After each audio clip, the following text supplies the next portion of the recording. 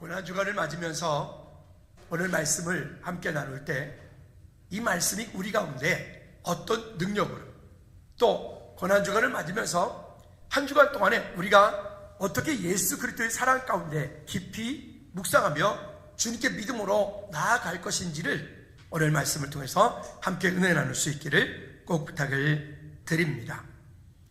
우리 지난주에 세례에 대한 얘기를 했고 성찬에 대한 얘기를 지난주에 말씀을 함께 나누었습니다. 예수 그리스도와의 연합, 또 다른 말로 예수 그리스도와의 동행. 이 동행이라고 하는 것으로 함께 우리가 그 동행되어지는, 동행하는 이 삶을 함께 나누는 일들을 우리는 성찬 예식을 통해서, 우리는 절기 때마다, 또 우리가 새해가 시작되어질 때마다 성찬 예식을 통해서 믿음으로 하나님께 나아감으로 내가 믿음으로써 주님과 동행하는 삶을 산다라고 하는 증거를 삼게 됩니다. 동행, 원어에서는 우리가 히트할레크라고 하는 단어를 썼는데, 이 동행이라고 하는 이 말은 한번 따라해 볼까요? 주님께서 내 삶에, 다시 주님께 내 삶의 모든 주도권을 완전히 맡기는 것이다. 동행이라고 하는 이곳에 쓰는 본격적인 궁극적인 의미는 주님께 내 삶의 모든 주도권을 내어 맡겨드리는 것이다. 우리는 보통 동행 이러면 마치 우리가 가족이 함께 걸어가는 것처럼, 아니면 연인이 함께 손잡고 걸어가는 것처럼 이런 동행을 말하잖아요. 그런데 오늘 성경에서 말씀하고 있는 이 동행, 히트할레크라고 하는 이 단어는 어떤 동행을 말하냐면, 그런 동행을 말하는 게 아니라, 어릴 때 저도 그런 기억이 있습니다. 우리 아이들을 키우면서 우리 아이들이 제 발등 위에 지네발을 올려놓고 함께 걸어가는 거죠. 방을 함께 걸어갈 때 보면 마치 자기들이 걷는 것처럼 걷지만 실제는 누가 걷는 거죠? 그 아빠가 걷는 거죠. 이런 것들. 또 이런 건 어떨까요? 때때로 우리가 삶이 힘들고 어려워졌을 때, 우리는 때때로 우리 자녀들이 아플 때, 어떤 일이 있을 때, 아니면 또 즐거운 어떤 일이 있을 때 우리는 아이들을 등에 업고 즐겁게 이렇게 이제 그런 동행하는 일들. 여러분, 성경에서 말씀하고 있는 이 동행이라고 하는 단어는 우리가 주님과 함께 내가 손을 잡고 함께 걸어가듯이 그렇게 걸어가는 그 동행을 말하는 게 아니라, 내 삶의 모든 주도권이 주님께 있어서 주님께서 내 삶을 안고 업고 등에 지고 주님께서 내 삶을 이끌어 가시는 그곳에 나를 맡겨드리는 것, 그걸 동행이라고 말합니다.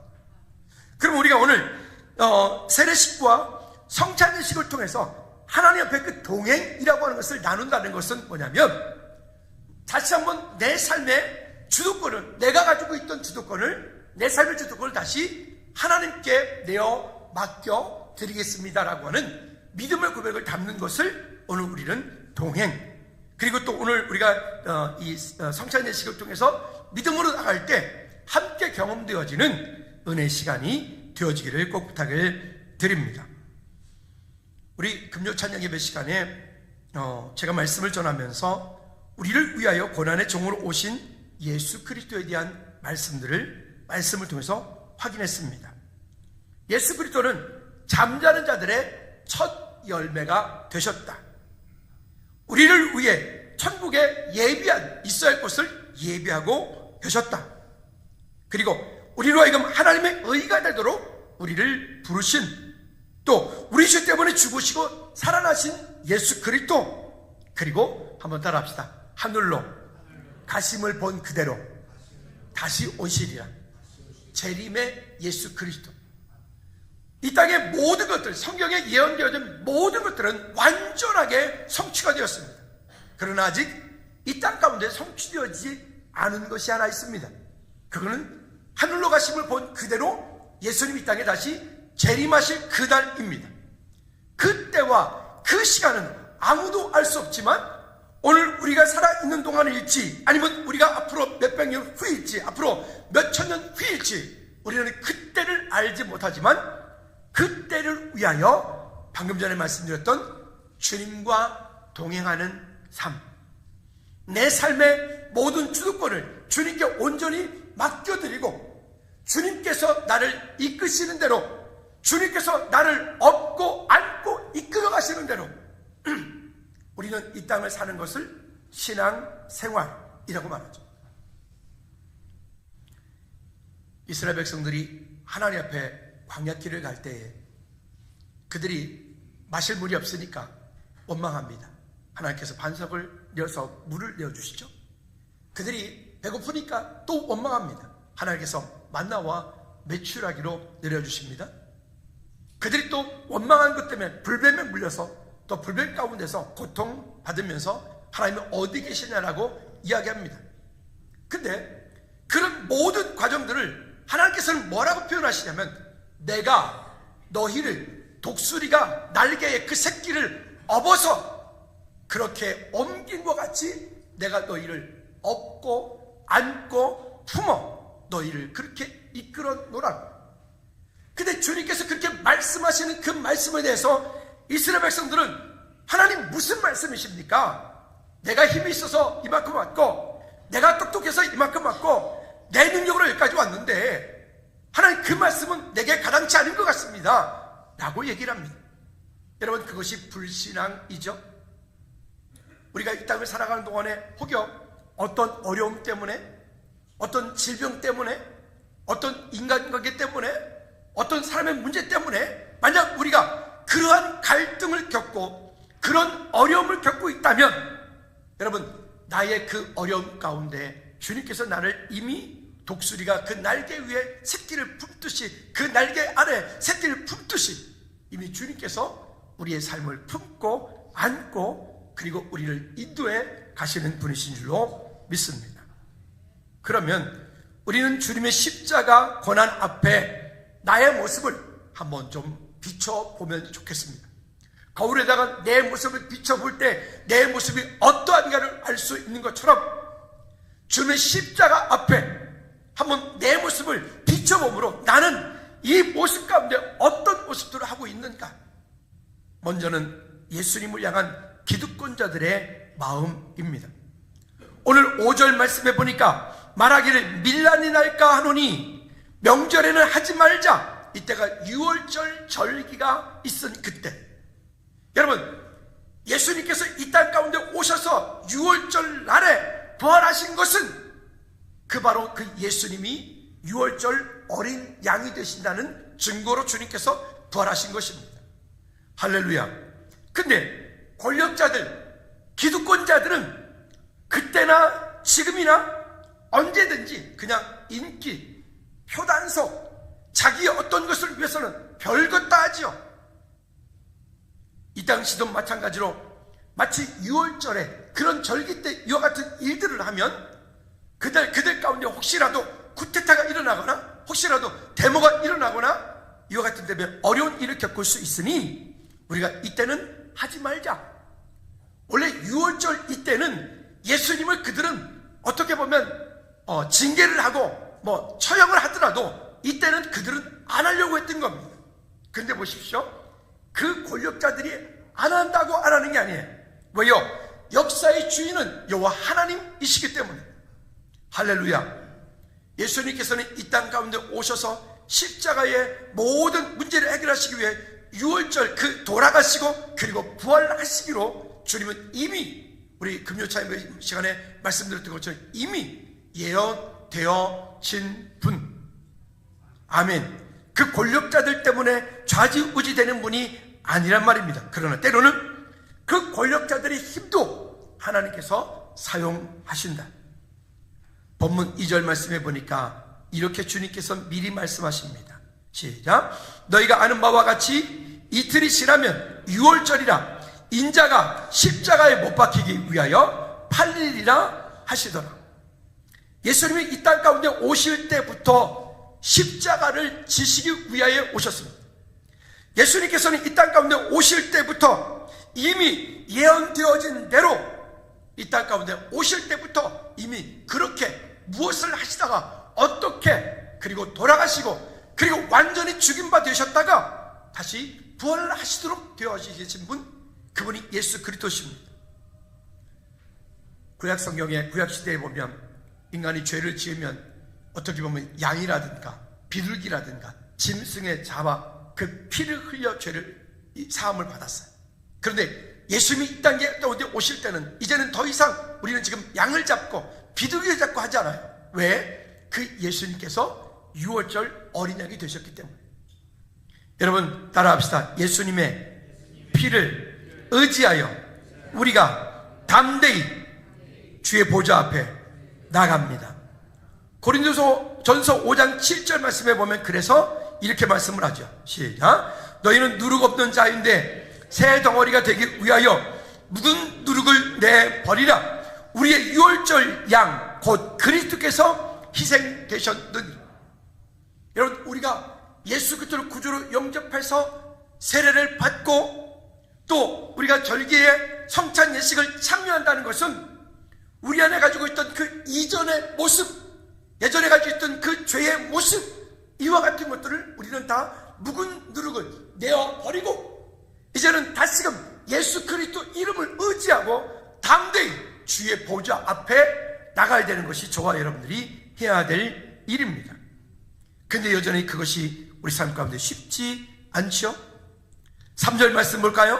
3절 말씀에 시작. 그때 대제사장과 백성들의 장로들이 가야바라는 대제사장의 관정에 모여 5절 말하기를 밀란을 할까 하노니 명절에는 하지 말라 하더라. 이게 그 기득권자들이 가지고 있는 마음이죠. 여러분 우리는 이 기득권자들과 같은 그런 마음, 지금 내가 무언가를 하고 있다 할지라도 누군가를 섬기는 일을 하고 있다 할지라도 그 섬김이 내게 있어서 기득권이 아닌 그저 한없이 겸손하고 낮아짐으로 섬김이 있는 저와 여러분들 되어지기를 주님으로 축복합니다. 두 번째는 주님이 십자가의 고난을 대하는 사람들의 그 태도, 그 마음들을 한번 좀 나누어 봤으면 좋겠습니다. 똑같은 예수님의 십자가의 고난을 지금 경험하고 최후의 만찬 가운데 주님께서 이미 그 전에 내가 어떻게 되어질 것을 이미 말씀하고 있는 그때에 그 일을 바라보고 누군가는 예수 그리스도의 십자가의 죽으심과 장례와 다시 부활하실 것에 대한 그 약속을 가지고 누군가는 값지고 귀한 향유 옥합을 깨뜨려 주의 머리를 주의 발을 씻는가 하면 누군가는 그 일을 바라보고 오히려 분개하고 오히려 그것 가지고 책망하고 오히려 그것 가지고 하나님 앞에 주님 앞에서 시비를 거는 그뿐입니까?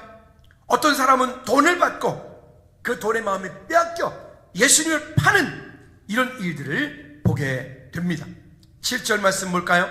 7절 말씀에 보니까 시작. 한 여자가 매우 귀한 향유 한 옥합을 가지고 나와서 식사하시는 예수의 머리에 부으니.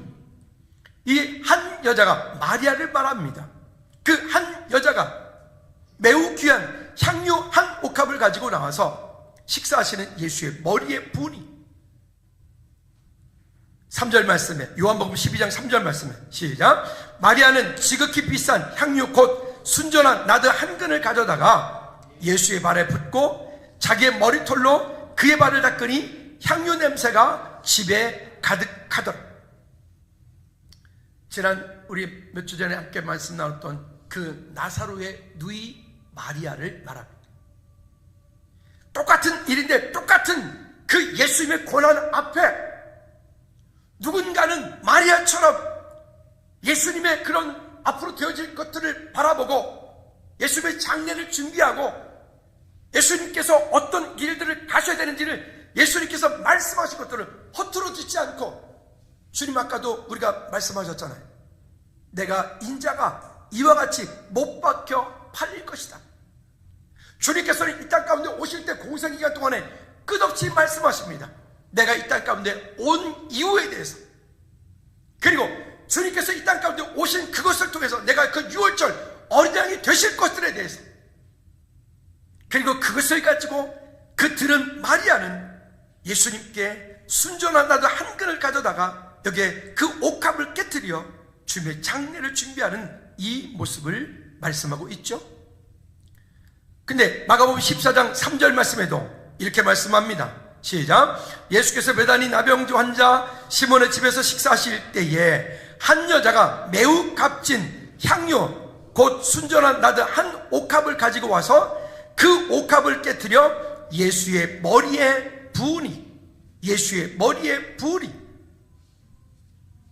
여러분, 여기에 말하고 있는 이 마리아가 주님의 이런 장례를 위해서 부었던 이 향유는 대략 요즘으로 치면 대략 한 3천에서 4천만 원 정도 값어치라고 봅니다. 결코 작은 돈이 아니란 말입니다. 결코. 당시에 만약에 요즘으로 칩시다. 요즘 하루 일당이 10만 원이라고 하자고요. 그랬을 때에 노동자의 1년치 품삯이 결코 작은 돈이 아니죠.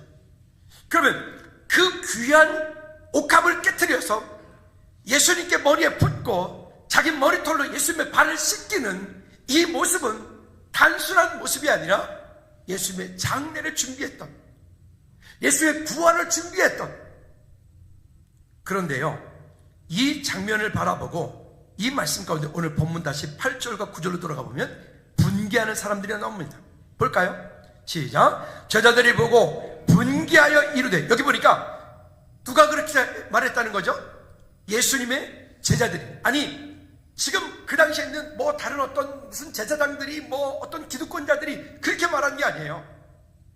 예수님을 따랐던, 예수님과 함께 지금 공생의 기간을 따랐던 그 예수님의 제자들이 그 일을 보고 분개했다, 화를 냈단 말입니다. 그리고 하는 말이 무슨 의도로 이렇게 허비하느냐. 그리고는 9절 말씀에 이것을 비싼 값에 팔아 가난한 자들에게 줄 수 있었겠도다 하거늘. 여러분, 예수님을 따랐던, 그리고 그 제자들, 예수님과 함께 했던 그 제자들, 주님께서 끝없이 주님이 이 땅 가운데 오신 이유를 공생의 기간 내내 말씀하셨어요. 그리고 앞으로 어떻게 하실 것인지에 대한 것도 말씀하셨어요. 그리고 그 일들이 어떻게 이루어질 것인지도 말씀하셨어요. 심지어 주님께서 이렇게 말씀하십니다. 내가 죽고 십자가 피로 돌아가신 후에, 죽은 후에 다시 살아나서 어디로 가서 기다리겠다? 갈릴리에 가서 내가 기다리겠다까지. 할렐루야. 근데 그 갈릴리 가서 기다리겠다라고 하는 그 말을 그 제자들은 다 까맣게 까먹어. 모두 까먹어요.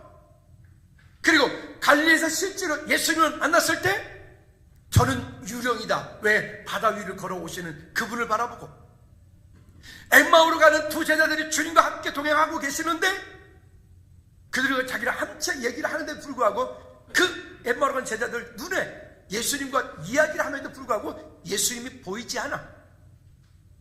여러분, 지금 이게 우리의 모습이지 않을까요?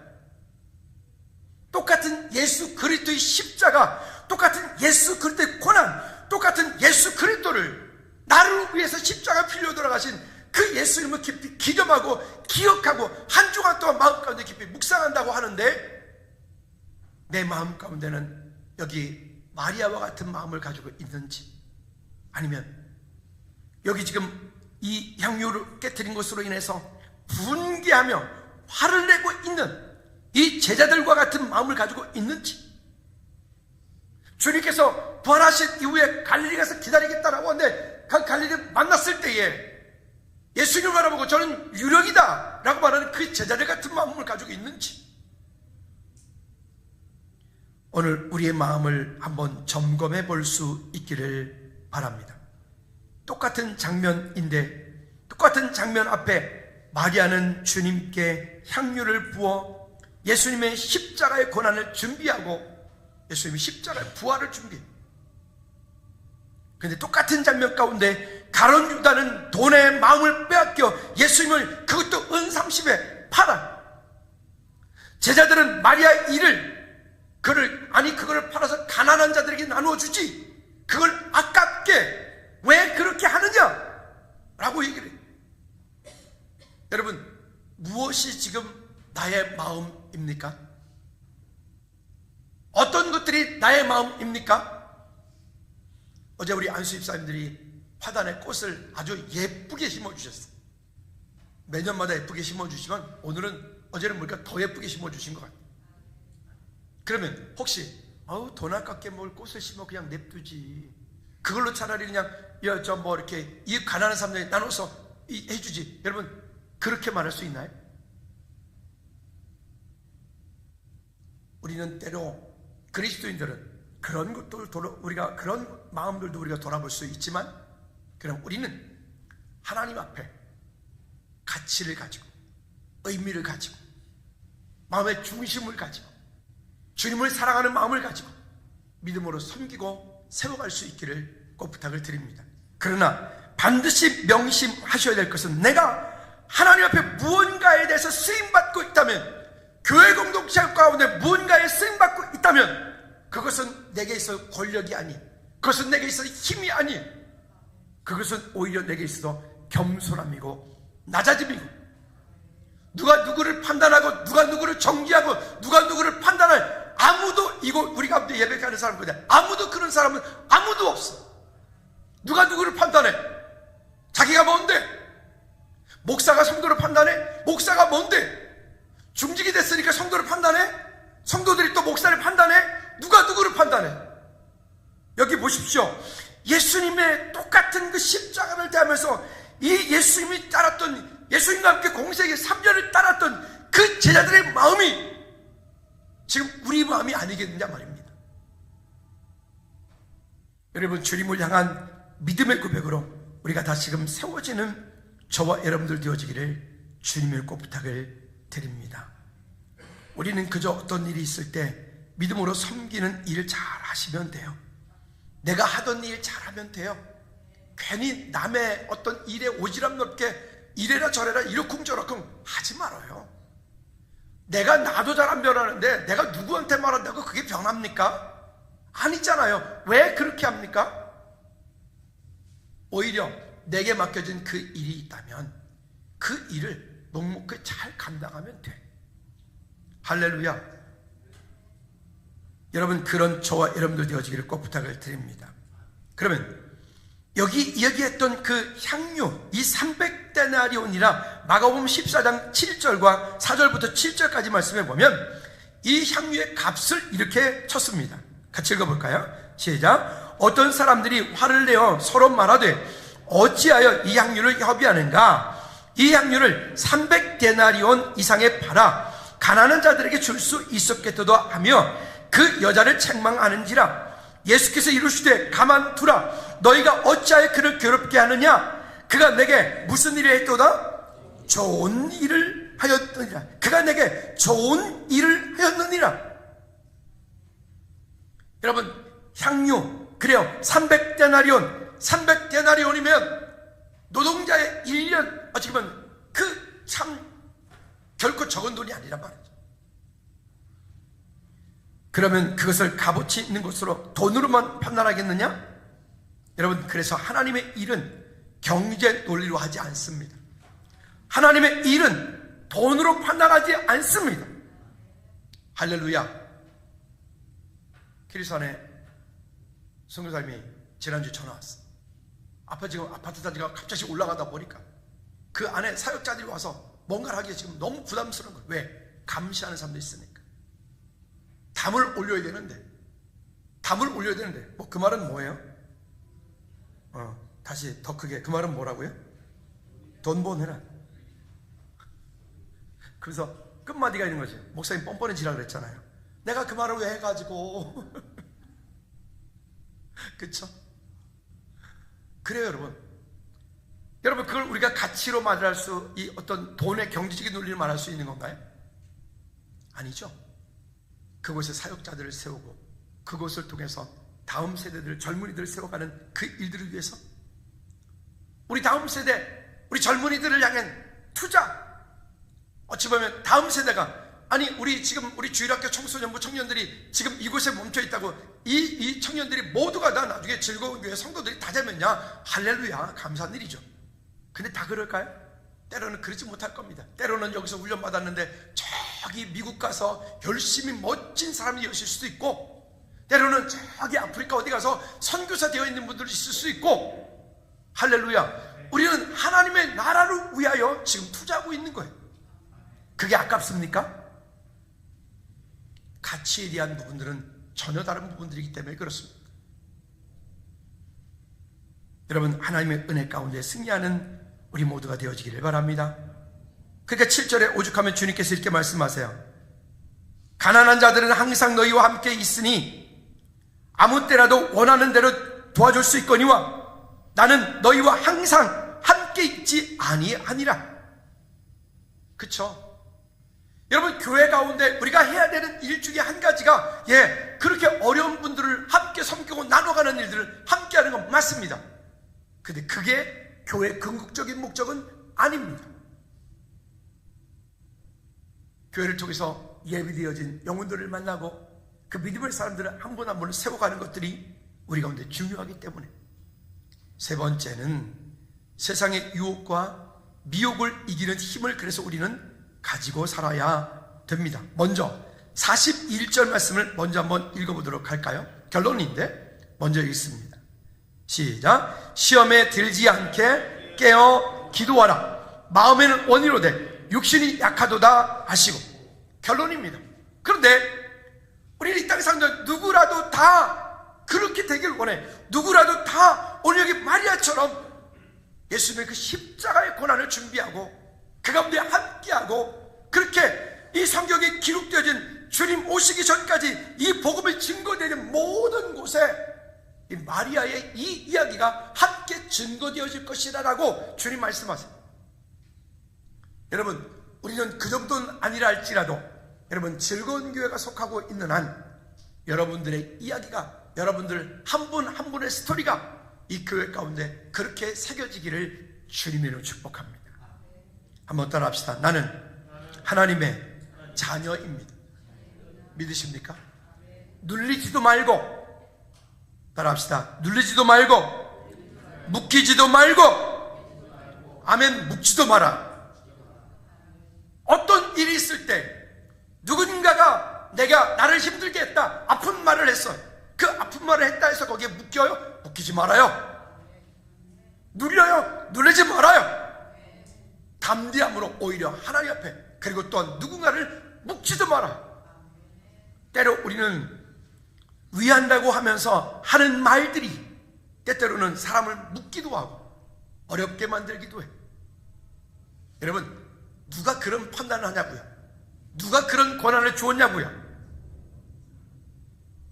제가 말하기 전에는 아무도 말하지 마. 아멘 안 하지? 다시, 담임 목사 말하기 전에는 아무도 판단하지 마. 아멘. 무엇도 판단하지 마. 누가 누구를 판단해? 여러분, 그렇게 되어지면 우리 지금 마리아가 아닌 다른 사람들처럼 된다니까요. 아니, 이들은 지금 예수님과 함께 3년이라는 시간 동안, 3년 반 동안에 주님께서 행하셨던 수없이 많은 일들을 경험하고 눈으로 직접 본 사람들이잖아요. 그럼에도 불구하고 이러하다면 우리는요, 우리의 말을 못하겠습니까? 우리도 마찬가지죠. 보십시오. 이런 마음이 어떤 마음인지. 자, 마태복음 26장 14절 16절 말씀에 보니까 시작. 그때 12 중에 하나인 가룟 유다 하는 자가 대제사장에게 가서 말하되 내가 예수를 너희에게 넘겨주리니 얼마나 주려느냐 하니 그들이 은 30을 달아주거늘 그때부터 예수를 넘겨줄 기회를 찾더라. 여러분, 이 가룟 유다 같은 마음이 우리 가운데 있다면 무엇 때문에? 그 물질 때문에. 여기에 은 30을 달아서, 아니, 은 30이라고 하는 것은 뭐냐면 당시에 노예, 그냥 건강한 노예 한 명의 노예를 사는 값이에요. 고대 근동지방 땅한테 노예 한 명 값이라고요. 예수님을 엄청나게 비싸게 주고 판 것도 아니에요, 이 멍청이가. 그 당시에 노예 한 사람을 사는 값이 은 30이란 말입니다. 여러분, 그러니 이 가룟 유다 같은 마음들이 우리 가운데, 여러분, 이게 물질 때문에 하나님의 일을 물질로 계산하고 하나님의 일을 효율로 계산하고 하나님의 일을 어떤 수단과 방법으로 목적 삼는 이런 일들이 있을 때 이런 일들이 우리 가운데도 찾아온다는 것. 여러분, 하나님의 일에는 조건이 없습니다. 그저 우리가 믿음으로 잘 섬기면 그로 족한 거예요. 우리 김석근 선생님 찬양 가운데 있잖아요. 당신의 그 섬김이 천국의 새같이이다. 주님이 안아주시면 족하리. 목사? 몰라도 목사, 담임 목사한테 여러분 잘 보이려고 하지 말아요. 원래 그래, 감자가 불량 감자가 돼가지고 둔하고 잘해도 못 알아봐. 그리고 잘하려고 그러면 더 잘 안 한 것처럼 보여져. 티내지 마. 그냥 해, 그냥. 아니 뭐 다른 사람은, 최혁수 목사님은 저의 어릴 때부터, 저의 개구쟁이 시절부터 지금까지 왔는데, 어제도 제가 뭐라다가 금방 개구쟁이, 하여튼 뭐가 나오면 금방 개구쟁이 짓이 나온다고요. 제가 저도 모르게 이렇게 나온다고요. 그랬던 제가 여기 강단에 서 있으니까 권사님 볼 때 얼마나 웃기겠어, 속으로. 아유 저 어릴 때 저 개구쟁이 아유 근데 권사님이 그렇게 안 하신다고요. 어떻게 해요? 그냥 우리 교회 나의 담임 목사님, 최육성 권사님이 그러시면 다른 분들은 말하지 마. 권사님 맞죠? 누가 말을 해? 그냥 여러분 섞지 말아요. 예, 우리가 그런 존재들이에요. 우리는 그리스도의 연합 동행하는 사람들이에요. 그럼 뭘까요? 또 요한복음 13장 2절 말씀에 보면 이런 마귀가 주는 마음을 우린 내쫓아야 돼. 시작. 마귀가 벌써 시몬의 아들 가룟 유다의 마음에 어떻게 한다고요? 마귀가 그 가룟 유다의 마음 가운데 예수님 팔려는 생각을 넣었더라. 여러분, 왜 사는 동안에 왜 바람 피죠? 아니 자기 남편 있고 자기 아내 있는데 왜 바람 피어요? 마음을 빼앗겨서 그래. 마음을 뺏겨서 그래. 그죠? 꼭 이쁜 사람, 꼭 멋진 사람만 만나야 바람 피느냐? 아니라고요. 그러지 않아도 바람 핀다고요. 왜? 마음을 빼앗기니까. 근데 여러분, 그 바람 핀다는 그 말이 이 지금 마음을 빼앗겼다는 말과 같은 동사라니까요. 우리 마음 뺏기지 마. 하나님 앞에 서십시오. 그러면 우리는 속지 않아. 근데 자꾸 속아. 우리 베드로 한 사람만 더 보고 마치도록 하죠. 마태복음 26장 31절로 35절까지 말씀해 보면 베드로, 저는 성경의 인물 가운데 가장 좋아하는 인물이 베드로입니다. 꼭 제 모습 같아서 그렇습니다. 마음이야 뭐 주님 다 주를 버릴지라도 저는 절대로 주님을 안 떠나겠습니다. 저랑 동의하시는 분만 고개를 끄덕끄덕 한번 해보세요. 그렇죠? 다 그렇다니까요. 근데요, 그 환경 앞에 저도 베드로예요. 그 문제 앞에 저도 베드로예요. 근데 그 베드로가 그럼 믿음이 적으냐? 아니요. 도대체 베드로 말고 11제자 다른 놈들은 다 어디 갔어요? 베드로 말고 다른 사람들은 다 어디 갔어요? 베드로는 그래도 멀찌감치라도 따라갔지. 비록 부인을 3번이나 했지만. 볼까요? 31절부터 시작. 그때 예수께서 제자들에게 이르시되 오늘 밤에 너희가 다 나를 버리리라. 기록된 바 내가 목자를 치리니 양의 떼가 흩어지리라 하였느니라. 그러나 내가 살아난 후에 너희보다 먼저 갈릴리로 가리라. 베드로가 대답하여 이르되 모두 주를 버릴지라도 나는 결코 버리지 않겠나이다. 한 번 더 모두 시작. 모두 주를 버릴지라도 나는 결코 버리지 않겠나이다. 동의하십니까?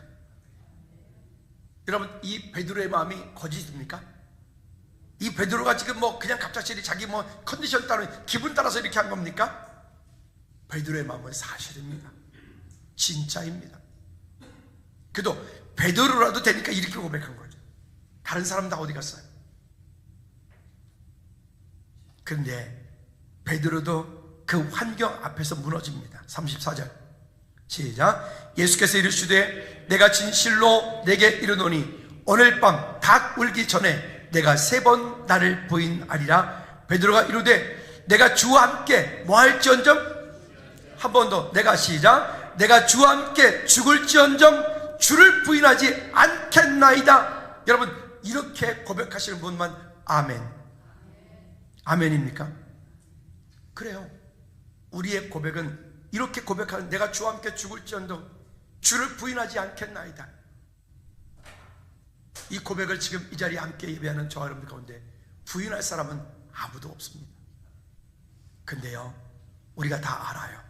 이렇게 고백하고도 문제가 찾아오면 금방 절망하고, 이렇게 고백하고도 내게 위협이 찾아오면 주님 난 몰라요 라고 할 거라고요. 왜? 베드로가 그랬으니까. 우리 베드로를 향해서 우리가 뭐라고 하지만 우리가 베드로보다 믿음이 좋아요? 아니요. 베드로보다 믿음이 좋을 리가 없어요. 그리고 말합니다. 주를 부인하지 않겠나이다 하고 모든 제자도 그와 같이 말하니라. 그러면 왜 넘어졌을까요? 아까 결론 미리 읽었습니다. 41절 시작. 시험이 들지 않게 깨어 기도하라. 마음에는 원이로되 육신이 약하도다.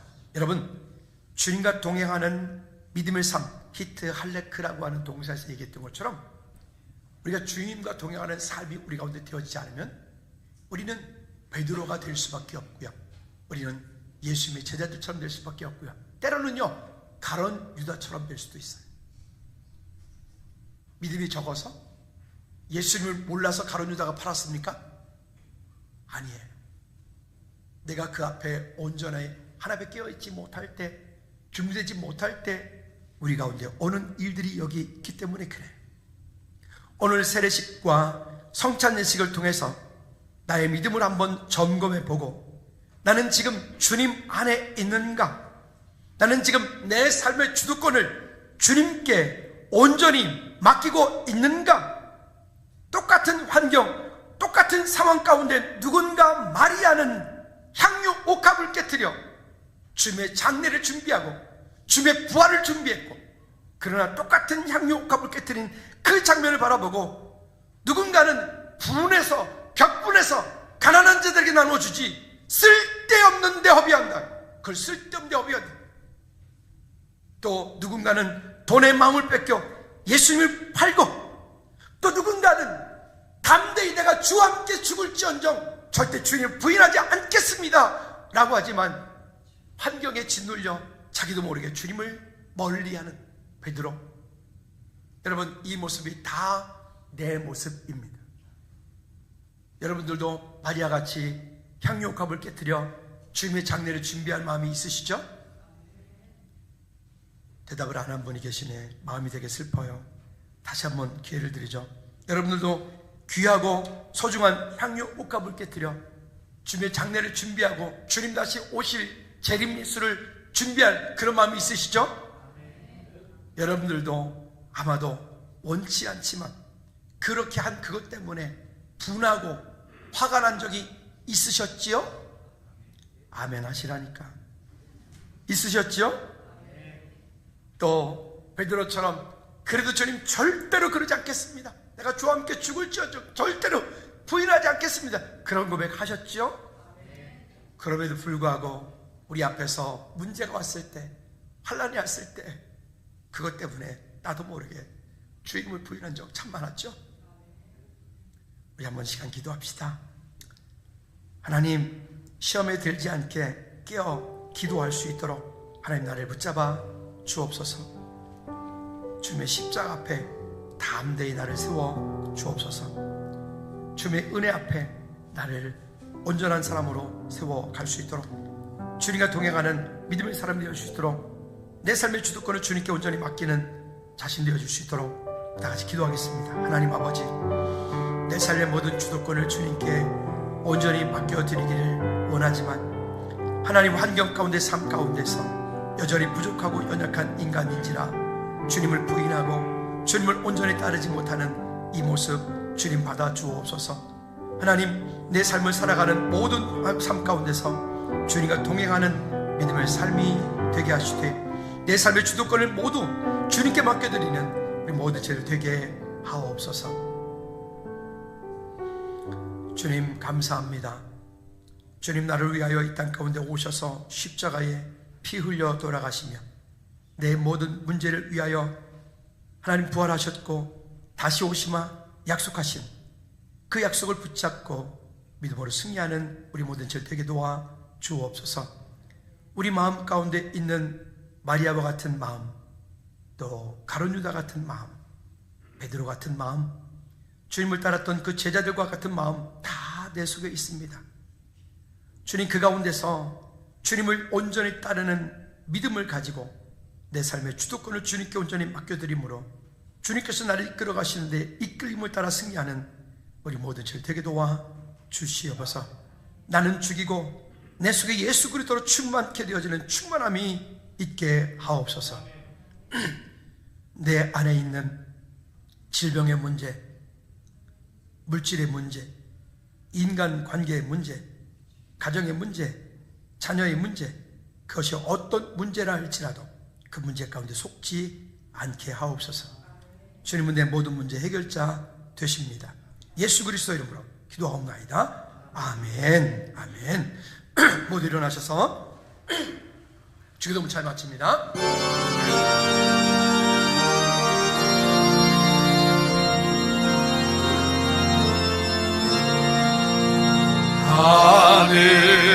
하늘에 계신 아버지,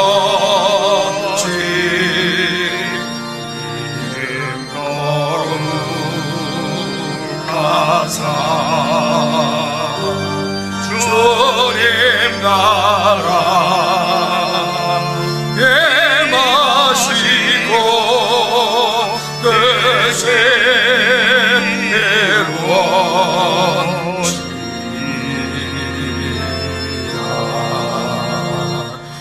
일용할 양식 주시고 우리들의 근죄 다 용서하옵시고 또 시험에 들게 마시고 악에서 구원하소서. 내게 주의 나라 주의 권세 주의 영광 영원히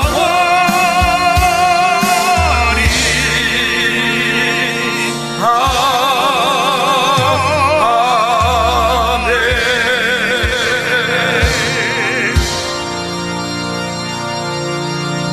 이제는 우리 주 예수 그리스도와 우리 하나님 아버지 그 건무한 거친 사랑의 역사하심과 성인의 주인도가 충만하심이 이제 예수님을 따랐던 그 제자들의 모습을 통하여 나의 모습을 비추어 보아 주님 끝까지 주님을 따르며 내 삶의 모든 주도권을 주님께 맡겨 주님과 동행하는 삶을 살기 원하는 우리 모든 믿음의 제일 머리 위에 저들가정부 사업장과 일터 선교지 위에 이제부터 영원토록 항상 함께 있을지어다. 아멘.